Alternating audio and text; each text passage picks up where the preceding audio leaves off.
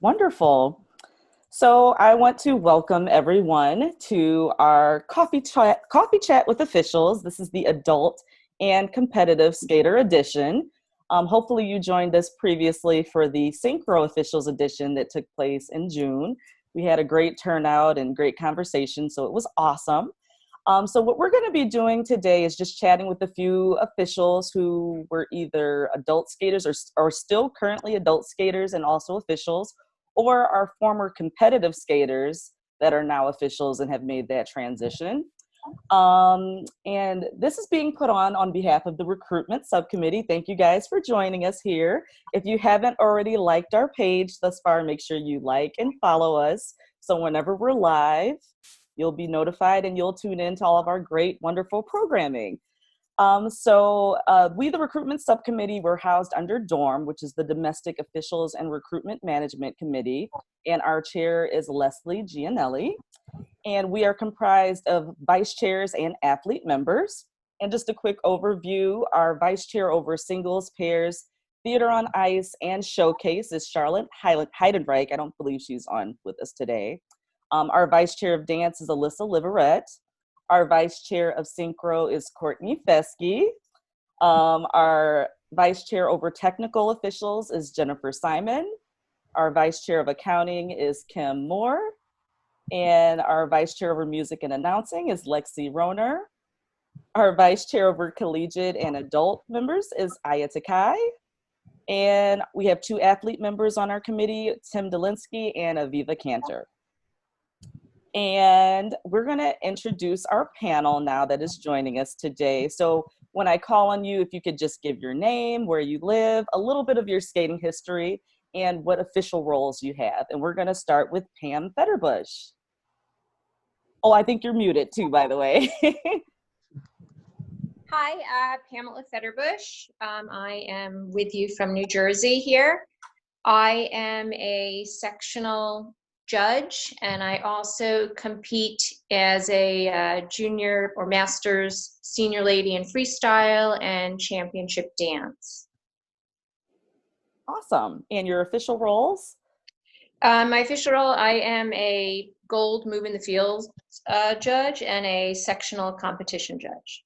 Awesome. Thank you. Hey, Sherry? Yes. This is Lynn, and I will add that she's the regional vice chair for singles. Forgot. Yes, that's very important. Thanks, Lynn. Sure. Okay, and Christina Strutwith, are you? Yeah. There you are, yes. Yeah, so I am from Salt Lake City, Utah, and I am a regional technical specialist. I competed last year as Masters Junior Senior Ladies, and before that I skated pretty much my whole life growing up, even until I was an adult, and then I took a little bit of a break and then came back. Awesome. And how about Lexi Roner? Hi, I'm Lexi. I was a youth skater and came back as an adult skater and became a coach, and have been working in U.S. figure skating leadership for about 20 years. I've been an announcer for over 20 years as well, and looking forward to chatting. Oh, awesome. We are going to continue with Julie. Hi, I'm Julie Gidlow. I'm from Beverly Hills, California. I skated as a kid, came back as an adult just in time for the first adult nationals in 1995, and I'm proud to say that I'm one of 7 skaters who competed at all 25 so far. Awesome. Hope to start that streak again next year when we resume. In terms of being an official, I am a sectional competition judge for singles and pairs, a gold test judge for singles and pairs, and a bronze test judge for dance. And I'm also the vice chair for showcase for the adult skating committee. Awesome. And let's go over to Rochelle Rover. Rovor, but I get Rover Rover. all Okay. the time. So, sorry. I'm Rochelle Rovor. I'm in San Diego, California, previously out of Eastern Great Lakes in Indiana, so I know many of you from those days. And as far as my official roles go, I am a gold test judge for singles, pairs, moves in the field, and dance. I'm a regional competition judge for singles and pairs. And then for dance, I'm what's called a novice sectional competition judge.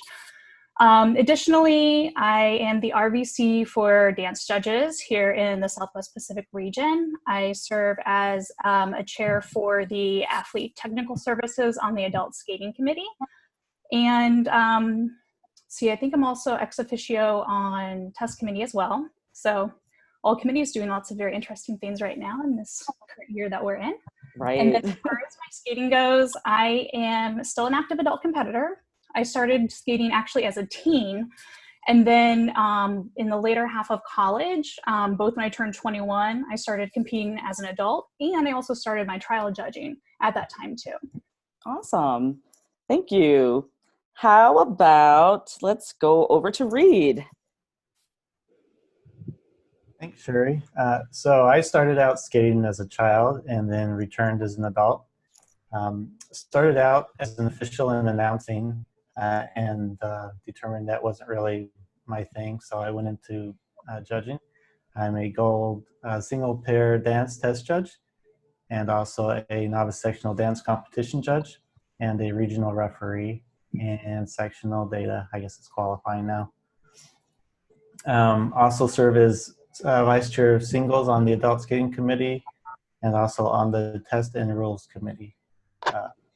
Vice chair on the rules committee. Awesome. Thank you, Reed. Okay, how about, let's go to Aya.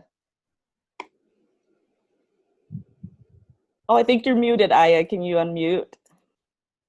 Yes. There you are. Okay. I'm Aya. I'm here in Michigan, although my residence is in DC now.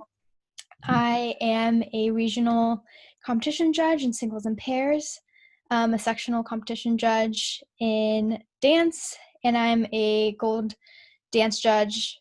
Actually, I'm a gold singles and pairs test judge and an international for dance. In your skating experience. Right. So I started skating as a young competitor, first in singles, as most kids do, and then I transitioned over to dance, and then pairs, and then back over to dance. I skated with Alex Martin, who's also on this panel today. Yay. All right. How about you, Lori?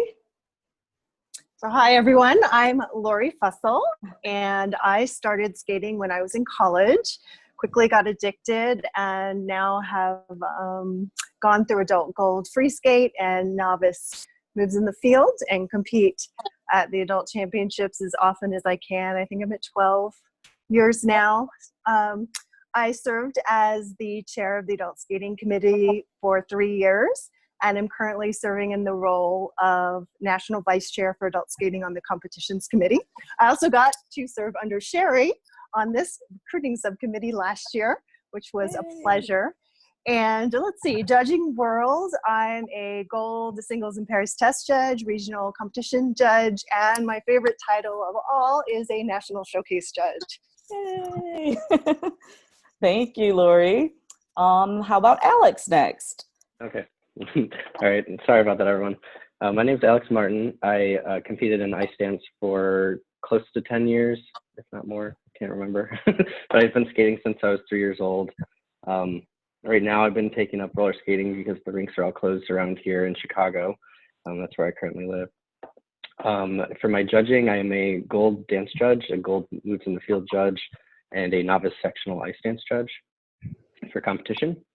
And most of my judging experience has been in the test realm, and I'm eager to move forward with getting more experience in the competition judging realm. So. Awesome. Thank you. How about Courtney, as one of our committee members that's present? So I'm Courtney Fesky. I am the National Vice Chair of Synchronized Skating, so if you have any synchro judging or trial judging questions, happy to answer them. In terms of my involvement, I am a gold test judge, a silver dance judge. I'm also a technical specialist and data operator for Synchro. I think that's it. Oh, and a national Synchro judge as well. And then I'm on the recruitment committee, so please, again, feel free to reach out to me if you have questions about Synchro. And then I'm also on the adaptive skating committee, so we have lots of really cool stuff coming out soon with that, which I'm really excited about. And I'm on the nominating committee. And then in terms of my skating, you'll see a theme. I was largely a synchro skater, so that's where my largest passion is.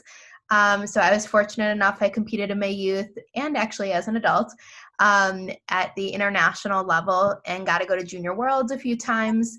And I did compete in adult as well, and was managing, competing, trial judging, officiating when I was in grad school as well. Awesome. Thank you.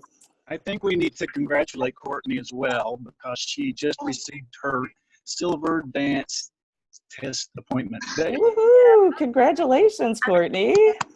Now that I Yay! used it in like 2 weeks. Yay! Okay, how about Kim Moore next?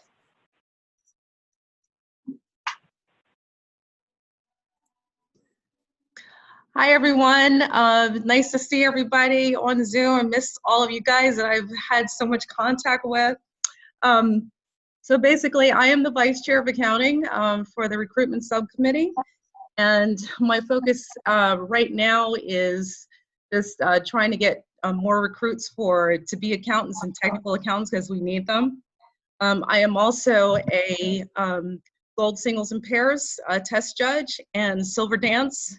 And hopefully sometime this year, I'm thinking maybe October, that I'll be done trialing for my gold dance appointment. I can finally put my paperwork in, so hopefully that'll go well. And that's pretty much my focus right now. So good to see everybody. Yay, thank you. And we have Connie Ochtenberg here. Oh, I think you're muted. Muted. You're back. There you are. Okay. All right. Sorry, I was like trying to, my Wi-Fi at home is terrible, so I went to the library and then I think now I have video. I don't know, it's like really slow getting everything. Oh, you're fine. But anyway, I'm okay. And I'm a regional accountant. Hopefully when we get back to everything in schools too, like I'm planning on going to a school for a technical specialist because there was just a rule passed at Governing Council that allows skaters who compete at a championship, master, junior, senior, to go for their specialist. So hopefully when we can resume, I'd like to do that. And for my skating, I'm a ice dancer on the National Solo Dance Series, and then I also compete on the adult skating too. And back in college, I did the intercollegiate, so I've done like a lot of different stuff. Awesome. Thank you, Connie. And not quite an official yet, but a valuable member of our recruitment committee. Tim, please introduce yourself. Hi, I'm Tim. I was a competitive skater for a long time, and this is my first time on any committee, so all this is new to me. But I feel really supported, and you guys seem like a really great group of people, and I'm excited to be a part of it. So. Yay, thank you so much. And last but certainly not least, Lynn Bell, who's over the Judges Management Subcommittee, if you'd like to say a few words. Yeah, I guess I'm not muted any longer. No, you're live. Okay, great. I really wasn't planning on saying anything that I already had. So, Sherry, I really appreciate everything you're doing on the Judges Recruitment Committee. And I think, you know, we're really working well together, and I like a lot of things you're doing and putting out there. Oh, thank you. I'm Lynn Bell. Most of you know me, a lot of you don't. I'm a national singles and pairs judge, a sectional referee, and vice chair of the Judges Management Subcommittee, which used to be the Judges Committee, but they split it off. I don't know if you know, but they split it off now into, we basically just manage the judges and you do and the recruitment. Training is now under the officials training committee. So what used to be JETS. And yikes, I guess that's all I have to say. Any questions you have for me coming from the judges committee, I'll be glad to field them. Lynn is a wealth of knowledge, so I'm sure we'll probably have some questions that we'll have to get some follow-up information from Lynn. And he's so great. He's like an encyclopedia of all things judging, so it's great. Yes, you are. Okay, so let's get into the Q&A portion of the program. I hope everyone's able to see this. We were having some sharing issues. I'm hoping everyone can see us now. If not, I am recording this, so we can upload it at a later time also if we need to, but I'm hoping our Facebook families are able to participate and watch as well. So this is a general question for anyone that feels inclined to answer, but why did you want to become an official? Like, what led you to wanting to take that step to join the ranks of being an official? If anyone wants to chime in on that. Lexi. I wanted to become an official because I could not stop being a part of skating, and I did not want to become a judge. I was already coaching, and I just wanted to be part of everything that was going on in any possible way. And a coach that I was working with, her husband was an announcer, and she said, well, why don't you try announcing? I'll have my husband come and talk to you. And he did, and I fell in love with it. And I love having the best seat in the house and being part of every competition that I go to and all the people that I get to meet. Awesome. Anyone else want to chime in on that one? This is Pamela. I decided to be a judge because I've been skating since 6.0, and when it went to IJS, I really wanted to better understand the system to help me in my own skating, and then just kind of continued learning more about that and just the judge's point of view, which really helped me as a skater and also just to understand more about where the sport is going. Gotcha. Aya or Alex, did you guys have any particular motivation to make the transition from being competitive skaters to officials? Yeah. So I had been skating through college. As I said, I was a competitive skater on the national and international scale. And I think what really pushed me towards judging was seeing some of the problems that I saw in skating, especially with eating problems among female skaters. And when I was skating, I really felt this pressure from not just my coaches in society, but thinking that judges are going to judge me better and give me more points if I was, skinny in a way that is unnatural. Mm-hmm. And I kind of wanted to explore whether that was true. So I got into judging, and at the end of the day, some of these issues that we have in skating kind of happen because there's an assumption that judges will judge a certain way, or, at the end of the day, skaters do everything because they want to place well, or they want to, win. So that was mostly my motivating factor, is that I wanted to stay in skating and make an impact and push skating in a positive direction that I saw that it personally hadn't been. That is a little, potentially controversial, but right. It's the truth. So yeah. Yeah, totally understandable. Alex, how about you? Yeah, I resonate a lot with what Aya said, but I also, I think it's just important that, well, first off, I knew I would miss the sport if I totally up and left it. So judging is my way to keep connected with the sport. But I also think it's really valuable and important that we have some of the younger voices in the sport that are representatives as judges in all areas of skating. So I thought I was in a good position to use my, my age, and youth to bring a different perspective to the panel, and like Aya said, bring positive change to U.S. figure skating as a whole. Awesome. So we're going to keep going, and hopefully we'll pop up on Facebook in a second.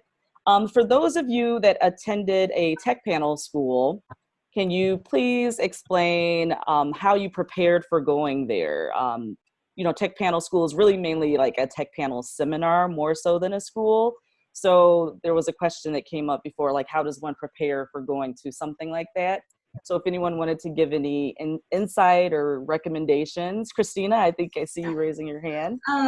So before I went, luckily, I had some really good advice from people that had already been on panels, and they were like, before you go to the school, you need to read the handbook, and not only read it, but you need to know it, like inside and out. And then also all of the calling clarifications and the technical notifications. And they also recommended that I go and sit in on some panels working just at a local competition. So I did, and I was so grateful that I did, so I could see the process of how everybody works together, because it's very systematic, and there's a certain hierarchy kind of in making the decisions. And so that was really, really helpful. And then also just watching videos and practicing yourself, just starting to work on your shorthand. And that really helped me for my first time when I walked in, so I could sit down and feel like I've already been there a little bit. Because I knew other people sat down, not ever seeing any of it go down. So right, absolutely. And oh, Courtney, I see your hand raised.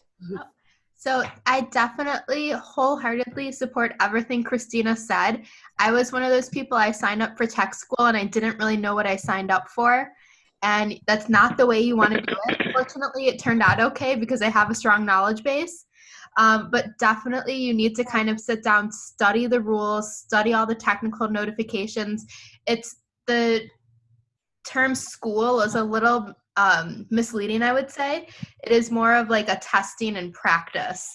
So you'll get there, they'll very quickly go over some of the rules, guidelines, things that they've seen throughout the season, but then probably in like after the first few hours, you're up there with the headset on, practice calling or practicing doing data or practicing controlling whatever appointment you're going for. So you want to go there prepared, ready to basically step on a panel and be ready to go. And something that I did that was very helpful my second time around was I actually formed a little cohort and we watched videos and like fake called, and we had the protocols to look. So you want to view it kind of like you're studying like for school, and tech school is actually like the test. So you should be like ready to go and get the rhythm of it. Thank you, Courtney. That's very helpful. And I attended tech panel school also, and I think what really helped me actually is there's a appointment that a lot of people tend to gloss over and don't really pay much attention to, and that's the video appointment, because the video operator is very important for the flow of the reviewal process, for the data operator, the TS, the TC. So I actually started by just being a video operator and tagging the clips. But in sitting in that seat, you're on the panel, you're hearing the discussion of all the calls, and you're learning how the flow works. So that's a great way to kind of get the inside scoop of what's going on in that world if you're interested. Hey, Sherry. Yeah. This is Reed. From a referee perspective, if doing video is something you're interested, let the referee know. They can usually find an opportunity to put you on the panel, give you some training. Great suggestion, Reed. Thank you. Okay, so here's a fun question. So what is your most memorable judging or officiating moment? Anyone have anything that was just so memorable? Or Lexi? Well, memorable, mostly in a good way, but with announcing, obviously, we're talking in front of large numbers of people, so there's a lot of room for error if you're not real careful. And I was at Nationals in Staples Center in Los Angeles.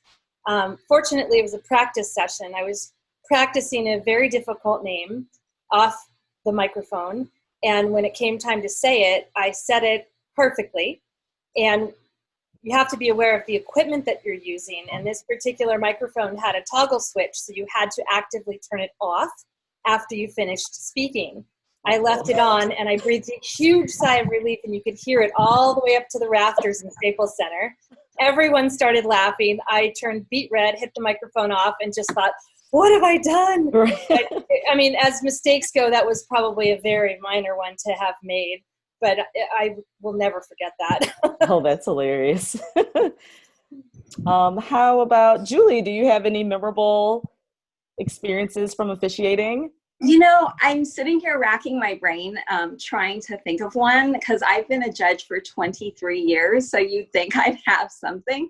But it occurred to me the reason I might not, and that's because as a skater myself, and I'm out there practicing with the kids that I end up judging, and I'm out there practicing with the adults that I may end up judging, I have to remain completely impartial, as we all know. So I think what ends up happening is I come into these competitions with all my personal relationships aside, and I leave the same way. So I'm sure that there are hundreds of awesome, quote unquote, memories that I would have had, but I've left them, if that makes sense. And I think that may just be a subconscious thing to keep myself remaining impartial. Gotcha. How about I think a lot of people forget that the accountants and the referee actually start working like months before the competition actually happens. So Kim, have you had any special circumstances happening from an accounting perspective? Yeah, I would say one of the most memorable is when I became a sectional accountant, and I totally did not expect this, but the sectional vice chair asked me if I was interested in chiefing a regionals. And so, of course, my anxiety level went up like 100 when she asked me, but I said yes and took the challenge on, and it was a very good experience. You just had to be extremely organized, and I really enjoyed it. I had a great team. It's all about teamwork. And for my first regionals, it was a very pleasant experience. That's awesome. Let's see. How about your first event as an official? I'll go first on this one. So I have a funny story because I actually started trial judging the summer before going to college. So I guess I trialed enough that when I came home the first summer after my freshman year at Western, I had my bronze test appointment, which was awesome, but I didn't have a car, and I was just a college student, so I didn't really know how to go about using the appointment and letting everyone know, hey, I'm available for test sessions. So my first actual event, the second go round, was the State Games of America that were held in Grand Rapids, Michigan. And it was a marathon of a competition. It went from a Wednesday night, I believe, through Sunday night. And we were there for 12 hours each day. And I was not fully prepared for, spacing out the bathroom breaks and learning to eat, even if you're not hungry at that time, but you don't know when you're going to eat again, so you might as well grab something at that point. So that was a very fun yet memorable experience for me as my first time officiating. Does anyone else remember their first time being on the other side of the stand? I do. Oh, Christina. I remember at first I was like really calm, and I sat down, and it was just for a pre skating event, and all of a sudden I had like so much adrenaline, and I was kind of nervous, and I was like, this is almost more nerve-wracking than competing, at like sectionals or, all these things that I had done before. And I was like, this is only pre, but I realized as it went on, it was like you work as a team, and it wasn't actually like, but you still get that same kind of nerves and adrenaline sometimes when you're on a panel. Right. And so I just thought that was kind of neat, though, to see that like it's not just the skater, like everybody else there is supporting you as well, and they all want to make the right decisions. So exactly. Hey, Sherry. Yes. It's not the first time that I trialed as or that I judged as an official, but the first time I trialed, it was a preliminary or preliminary figure test. That's like 25 years ago. And it was a single panel judge, and she was known to be very mean, still is. And there were like 6 trial judges, and my mentor said, oh, nobody, it's an encouragement test. Nobody ever fails a preliminary figure test or any preliminary test. So I go out, and the little girl starts out, in a figure 8, and it ends up being a 4-leaf clover. She had no clue where the center was, and I'm like, oh my God, what am I going to do with that? It was horrible. And so I failed portions of it, but I ended up passing it. And of course, this judge, there was no retry back then. It was just pass or fail, and it was a big red F. And so I started out, and I'm like, oh my God, I'll never be anything in this. I'm 0 for 1. And I've just got to say that when you go through, sometimes it doesn't work out the way you think, but just keep plugging. And don't try to second guess like I did there. Just judge what you see and go with your gut. You trial to learn what the standard is. And to go back to what Alex and Aya said, that's true. Skating has changed so much in the 25 years that I've been a judge. It used to be this good old boy. If you weren't a part of the clique, you weren't going to make it. Things have changed so much for the good, and it still is. And why am I in skating? I think it's because, I was a skater as a kid, and once it's in your blood, it's like drug addiction. It's a way to stay within the sport. Only I think drug addiction's cheaper than skating. You might have a point there. But anyway, when I could no longer skate, this kept me in, and I've made these friends all over the country, and it's just such a huge part of my life and done so much for me. So anyway, I've said enough. Great story, Lynn. That kind of Sherry? segues. Yes. Oh, I just wanted to share that my first time officiating was actually before I even considered being a judge. So a lot of people watching this out there may not be sure if they would enjoy judging, but they may not realize that if you're 18 years or older and a member of U.S. figure skating, you can serve as a judge through preliminary level events at Compete USA competitions. So raise your hand to your local club and say, hey, I'm thinking about judging. And I would love to be, they call them junior judges in some places. I would love to be a judge on your Compete USA events and just get a feel for if you're enjoying this. Absolutely. That's a great point, Lori. Yeah. I did the same thing when I was trial judging the second time around. I did a few of the basic skills Compete USA competitions, and it was really good practice as far as learning how to notate, what you're seeing and getting your shorthand down. So the more practice, definitely the better, if judging's what you're considering. Rochelle? Yeah, that's actually absolutely how I started out. At the end of high school, they needed, basically bodies with basic skating knowledge to serve in some of those junior judging roles. So they would typically round up some of us kids that are either entering college or at the end of high school to do it. And I have to say, it was super, super fun, but sometimes judging the basic skills events can be the most challenging event you do all day long. Because you're watching Snowplow Sam and you're like, that kid did 2 hops and nothing else required. Yeah. That kid did everything required, but it really wasn't so great. Yeah. And then that kid did everything that was required.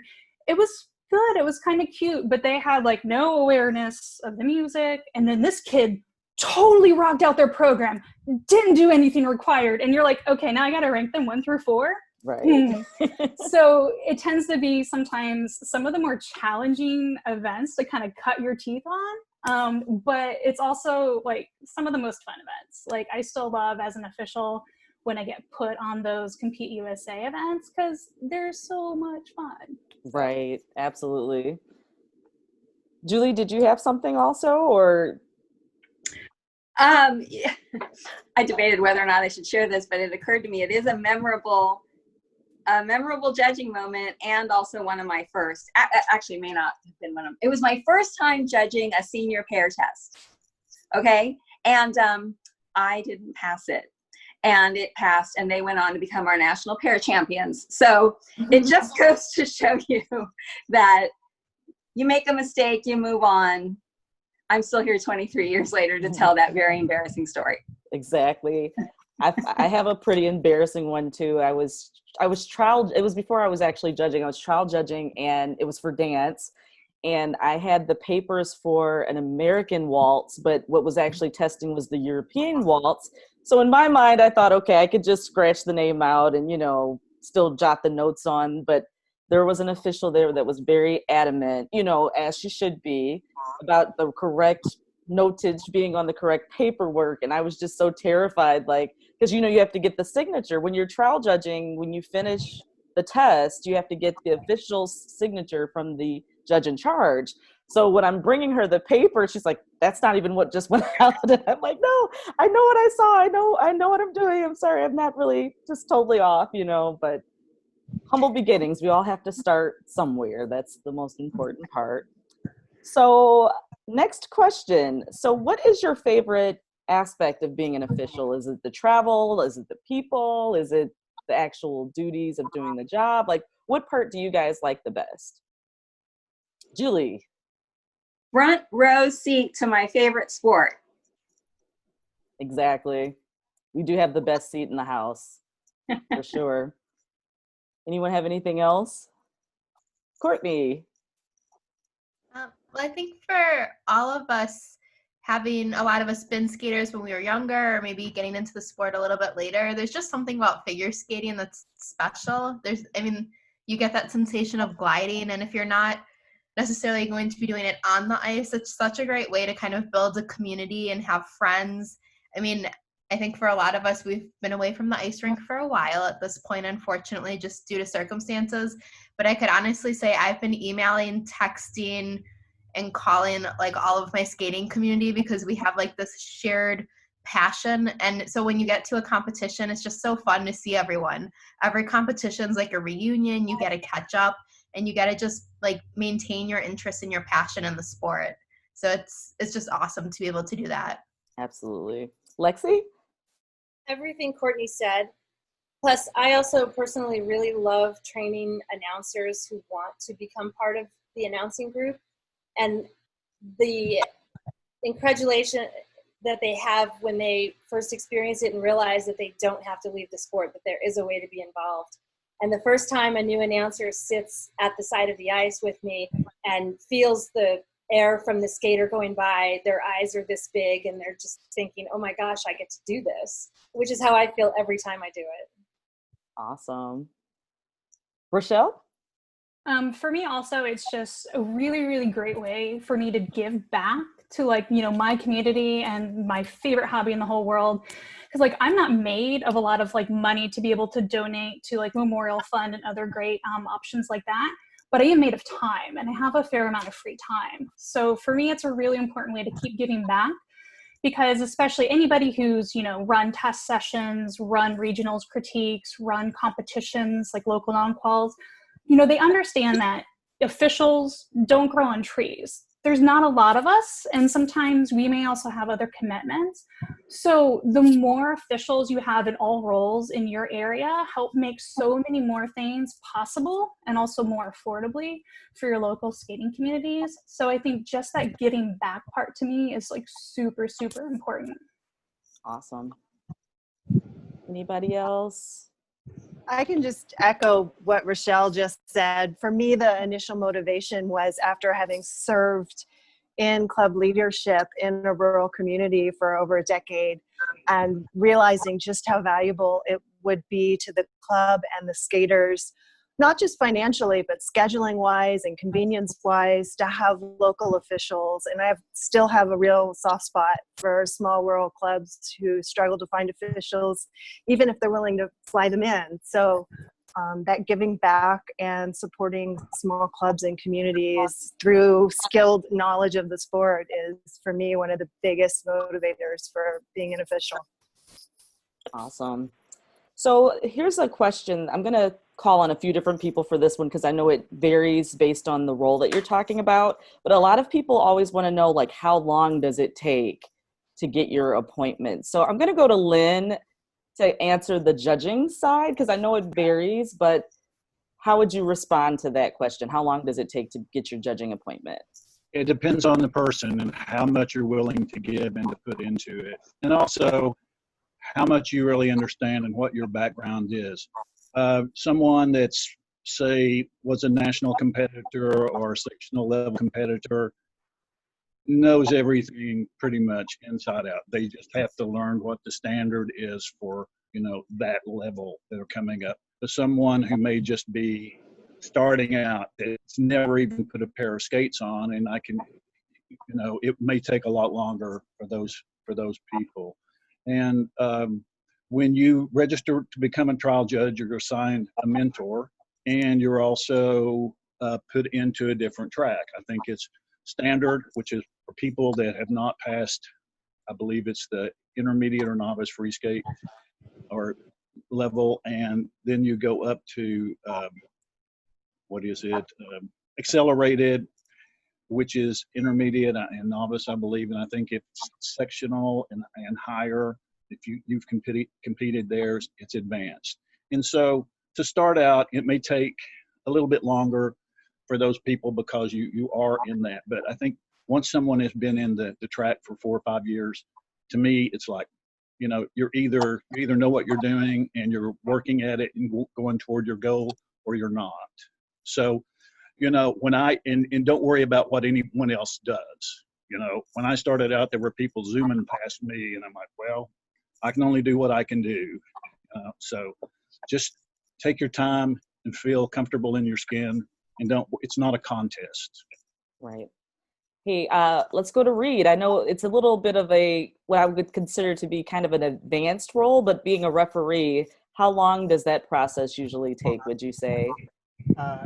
It really depends. Before you can be a referee, you need to have judging appointments at a certain level.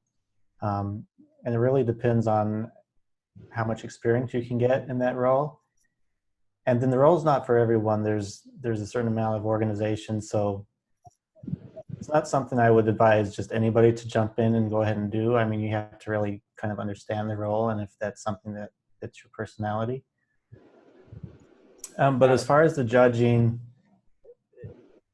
something that really helped me increase my experience as a judge is getting my data appointment, because that really provides additional usefulness to the clubs when they're looking to bring in officials.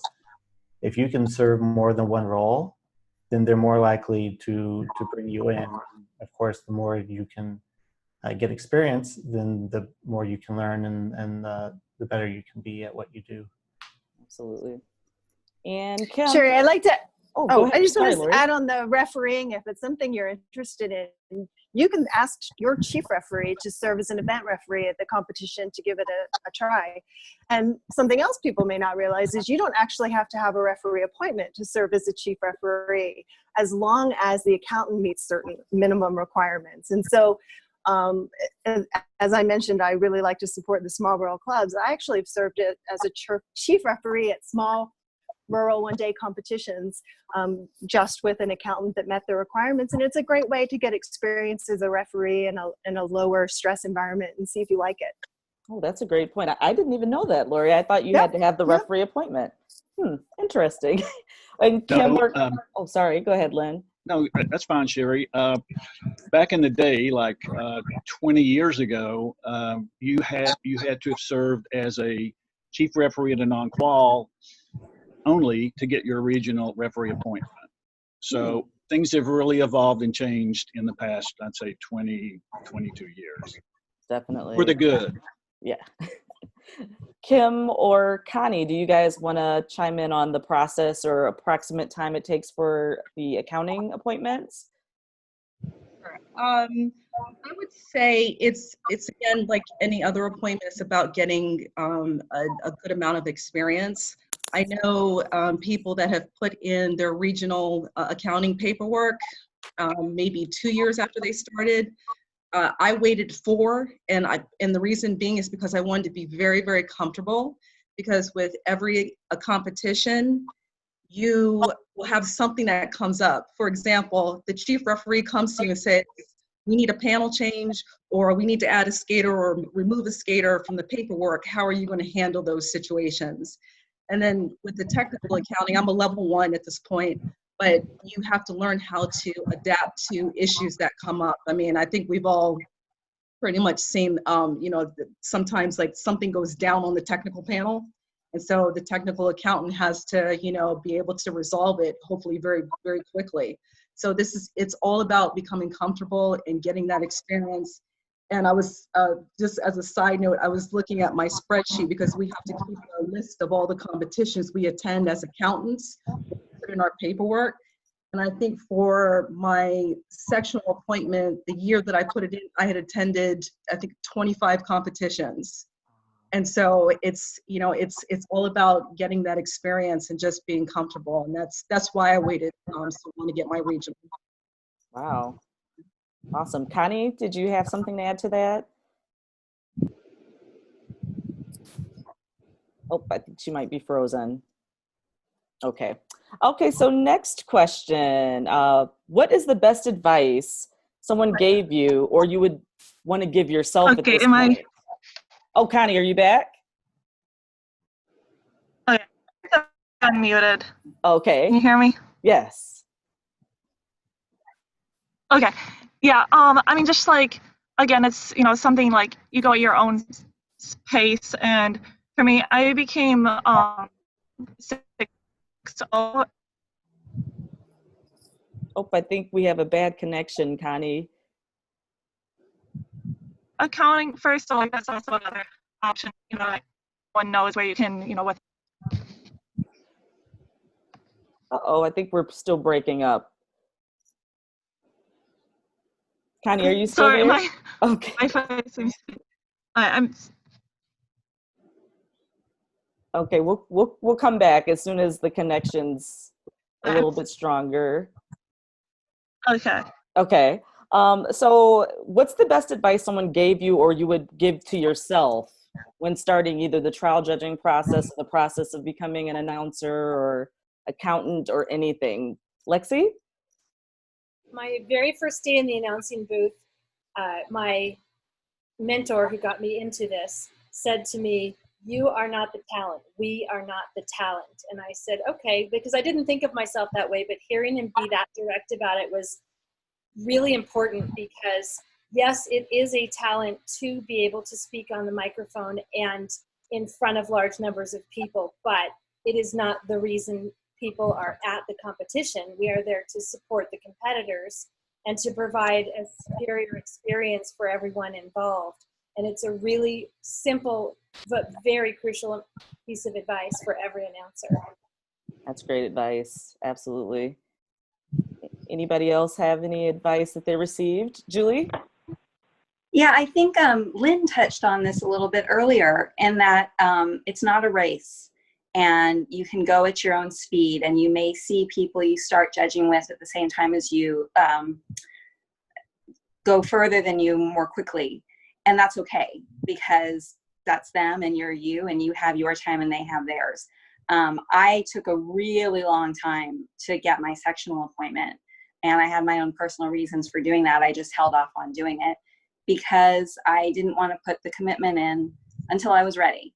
And so it's totally okay. You don't need to be pressured by anybody to go for any appointment. Just do everything at your own speed. Absolutely. Alex, did you have something to? Yeah. Some advice I have, especially when trialing, during the breaks that you do have, so during warm-ups or during resurfaces, don't be afraid to ask the panel for advice or questions about the events that you just trialed, because sometimes the judges are busy shuffling papers and stuff, so they won't like instantly go and ask you if you have any questions or anything. So just don't be afraid to ask the panel questions about that could make you a better judge yourself. Right there. Courtney? You know, I agree with that. Alex, can I say, I agree with you strongly about that. Even on test sessions, you have 3 judges there in your trialing test, and it's good to go and ask questions if you don't understand, for not only clearing up what the question you want to know, but also getting to know the judging panel, because at the end of the day, you're going to have to put down 5 references.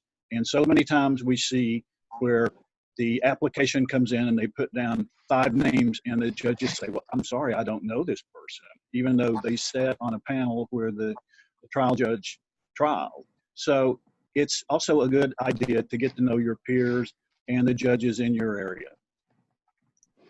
Great advice. Sorry to interrupt. Oh, no, you're fine. Courtney, did you have something to? So great advice so far. Something I think that's important too, and at least it was for me, is as soon as I started like saying I want to become an official, I tried to do like a bunch of positions at once. And I was doing so many things at the starting level that I really wasn't getting anywhere. And it was kind of a detriment to like each position, even though I would be able to get one. So I'd say focus on like what position you're most comfortable in, or that you like want the most maybe, and really just put your head down, meet those requirements, learn, take it all in. And then when you get a little bit higher, you can start adding in multiple positions, because it does make you more valuable to be able to sit anywhere on a stand, but you have to start somewhere. So I always just suggest kind of picking one, focusing, getting to a point where you're comfortable, people know you, and then start adding on other positions as well if you want to. That's a great tip. Kim, did you have one too? I just wanted to make a comment about trial papers. So, I'm sure we've all seen, especially like clubs like Washington Figure Skating Club that has like these huge test sessions, and you see like, oh my gosh, they have so many of the tests I need. What I would say is, starting out, because as trial judges, we are expected to write more on our trial papers than the official panel. Maybe start out doing every other one so you have time to write. And that was something that helped me so much. And I always got compliments on my trial papers for being so detailed. So I think that was just something that, I wish I had learned in my first couple of test sessions, but as I started out and got more familiar and got more comfortable, that was something that I ended up doing, and it helped me immensely. Awesome. Now, Connie, are you back? Hopefully I am. Okay, there you are, yes. Okay. Yeah, well, kind of, I think some people touched on it, but if we're accounting, trying to work under as many different chief accountants as you can, because each person, like each chief has their own way of doing things, and like it's not like anyone has a wrong or a right way, but it's just good to get used, see everyone's different methods, and I've taken some from here and there, and it's just good to keep exposing yourself to a different mix of people and meeting more people. Awesome, that's a great tip also. Aya, did you have something? Yeah, I think the number one advice that I would give is to keep an open mind when judging. Especially as a former skater, I had this image of what a good free dance would be, or what a good free skate would look like. But the more I've judged, the more I've seen. There's different styles of skating, and that's one of the challenges, but that's also one of the beauties of our sport, is that there's always something that's evolving. And when we're judging, I think part of being impartial is also keeping an open mind about what the values of something that you might have not seen is, and that it just because it's different doesn't always mean that it's bad. Great point. Great point. Anyone else? Connie, are you raising your hand again, or is that from last time? Oh, I think, okay, it went away. Okay, does anyone else have any closing remarks? Oh, Lori, I see you down there. Just a bit of advice. Yes. Emotionally for me, when I started judging competitions, because I came from the sport, from the adult skating world, where I was skating with children, and in club leadership, where I'm working with all of the parents and the kids, I was so concerned about my personal bias impacting my results. And before I got into judging, I spoke to the legendary Molly Marin about this concern, because I didn't want to do this if it was going to cause internal conflict. And she gave me some advice that was so simple that it was brilliant. And that is, just put the skaters where they belong. You don't want to hurt someone because you know them, and you don't want to favor them because you know them. And so just put them where they belong. Yeah, just judge what you see. Right. Sometimes the most simplest thoughts or statements can mean so much, because it takes all of the extra fluff out of it. So that's great. Well, we've reached our 1 hour mark, and thank you guys so much for agreeing to participate with this. We did record it, so I think we still ended up having those technical glitches from the Facebook side. So hopefully we'll be able to practice with that more. So next time we'll actually be able to live stream. But this was a great conversation, and I appreciate all of you guys for agreeing to participate. We have another one in the works. The next one is going to be a topic on preparing to trial judge your first test session. So we're going to have a panel that comes on and speaks about that and offers tips and tricks to our incoming trial judges. And hopefully we've encouraged and motivated a few people to want to come out and give it a try to become an official. Lynn, do you want to add anything? Yeah, I do have some updates and some things that have gone on around the country. You know, as we are opening up again, people are holding test sessions, but a lot of clubs are not offering trial judging. They don't want to take on the responsibility at this time for the health and safety of the trial judges. You know, it's more about the skaters at this point and the coaches and keeping everyone safe. So those are tests, but we also have approved non-qualifying competitions for trial judging.